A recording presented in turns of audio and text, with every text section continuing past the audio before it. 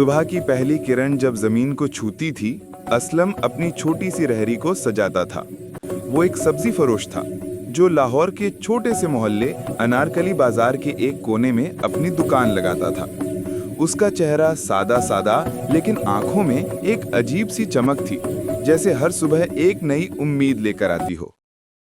असलम का जीवन सादा था। हर रोज वो सुबह 4 बजे उठकर सब्जी मंडी जाता।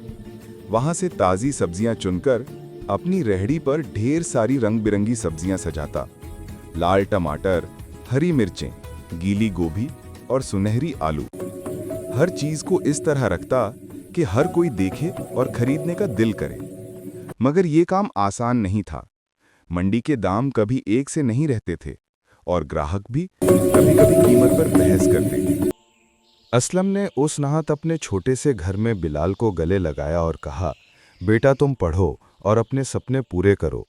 ये सब्जी फरोश का सपना छोटा है, लेकिन तुम्हारा सपना बड़ा होगा। बिलाल ने मुस्कुराते हुए कहा, अब्बू मैं डॉक्टर बनूंगा और आपको एक बड़ी सी दुकान दिलवाऊंगा। असलम की जिंदगी ऐसी ही छोटी छोटी खुशियों और बड़े सपनों के साथ चलती रही।